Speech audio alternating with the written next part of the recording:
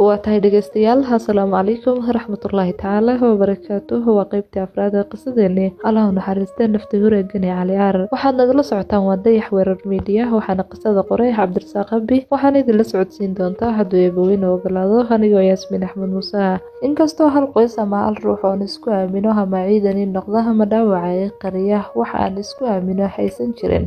waxa uu yiri huna inta ka sokeysa gabi xardhane hayna joojinin amar waa qaadasho kaliya ayaan idhi labadii qorih iyo caagadii biyaha ahayd ayaan dhabarka u tuurtay wiilkiina garabka ayaan qabtay waana loodiyey in yar haddii uu turunturoodo lugtu inta ay leecdo ayuu wiilku ku feehileen hilib ma joogo lafina qayb dhan baa maqane ilaahay cilmigiis ma jabto deetana inta uu kaco uu qosol ku dhufta ayuu dhihi nin qosla iyo nin carodaba waleetani waa halgan saaxiib erayadan ka qoray maalinka saaxiibkay gane cali caar ayay ka mid ahayd kani waa halgan saaxiib moraalkiisa xataa inuu xanan xagtay ma moodaysid waxaan soo wadaba habeenimo ayaan togey tarfaad kusoo dhacnay reer baan kusoo baxnay intaan wiilka qaaday oo meel xusa ku xaseeyey ayaan xagga reerka soo qabtay reeruhu ma aha reero jabhad ku cilaaqaad leh aqoonna warkeedba jooji anoo reerkii dul taagan meelaan kaga hagaagana garan laha ayaa waxaan maqlay gabadha haysa hawowey jaraaro marka waxaan go'aansaday inaan soo aado xagga gabadha una sheego jaraarkay sheeganayso inaan dadka kaga soo aanaystay si aan ujeedkayga ugaga gungaadho ila naxariis ma taale sidii anigoo hooyaday codkeedii maqlay ayaan xaggii gabadhii isku soo daayay isbaranayo gabadhii u yeedhay waxaana ku yidhi qolo maatiin waxayna ii sheegtay qabiilkeedii beerlaxawsi iyo sheeko badan kadib gabadhii waxay ii geysay jifadoodii kadibna waxaan idhi hala talaayay ma adiga ayni hebel ah oo huna tumaa tahay kadibna way ii sheegtay oo waxay tiri heblaaye ayaan ahay waxaana iska dhigay qof aqoon u lahaa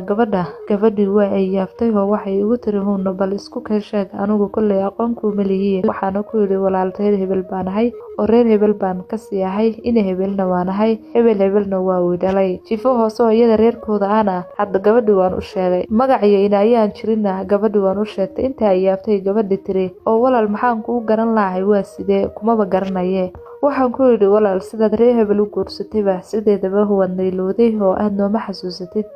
ee orodoo shaah si degdeg ah noogu tuur gabadhiina xagga ayay qabatay shaah ayayna noogu tuurtay qabiil nacayba waatanan gabadha waxaan jirinaan ugu sheegtay danna waatan igu qasabtay inaan wax ku raadsado ilaahay amarkii waxaan waday sahayday falaadhaho loogu talagalay qiyaastii dhanna 80 riyaal ninka mas-uulka ah ayaa loo dhiibi jiray balse markaa arin baa la ii dhiibay gabadhii shaahi bay ii keentay 2 koob oo caano ahna reerkii bay kasoo ibisay waana diraacun 2 koob rafaad bay kusoo heshay oo gabadh walaalkeedu yimid bay noqotay gabadhii markaasaan gabadhii ku yidhi xamaro iyo fiiq wax ka yimiday maaragtay waxayna igu tiri walaal waxaa la yidhi gaalo ka timid fiiq oo ku socotay xamaro ayaa jabhadii dhexda u gashay gaaladii nag baa laga dhigay jabhadiina nin baa laga qabtay oo xamaro la geeyey waxaana la yidhi gaaladu waxay ahayd gaaladii xamaro deganayd saraakiishoodii iyo saraakiishii fiiqeed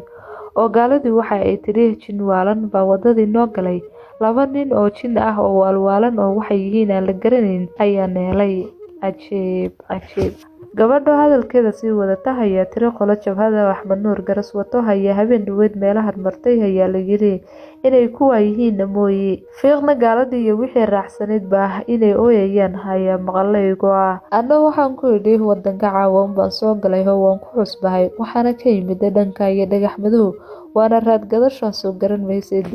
markaasaan gartay shaafi oo ahaa ninkii nala socday eenu weynay inuu yahay ninka la qabtay laakiin markii hore waxaan islahaa meel unbaad iska haloon doontaan waxaanu meel iska haloonnaa ileen mar horaaba wiilka soo xaaladu ku adkaatay oo la qabtay gabadhii ayaa waxaan ku yidhi wax jawaada oo goobahan ku shiiday miyaa laydiin sheegay maya ayay igu tiri waxaana gartay 3dii kale inay nabad yihiin shaah iyo caani ayaan wiilka usii qaaday waxna waan ka cabay gabadhii ayaan weelasheedu u celiyey waxaana kasoo qaatay cali mahdi koob yar oo la dhihi jiray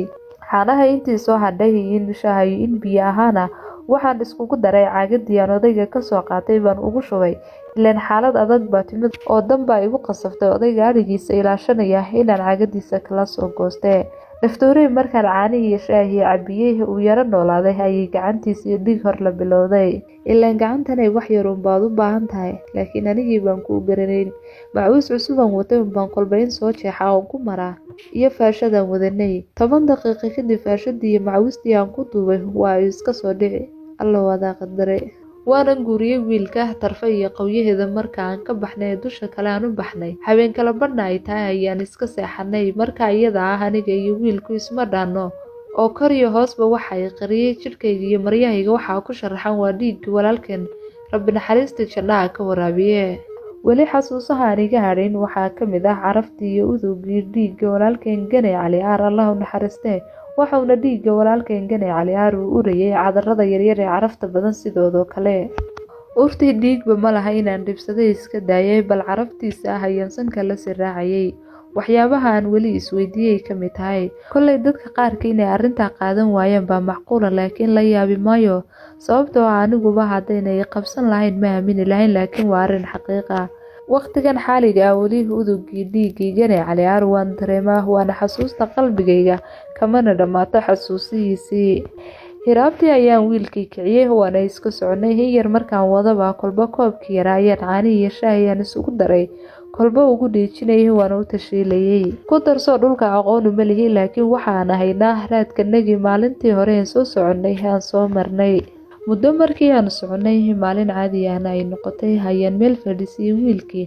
xaar aan soo dhaafnay hayaan dib ugu laabtay haartii baan fulay ama aan koray waxaana bildhaamiyey inay waxna soo daba socdaan balse waxba waan waayay.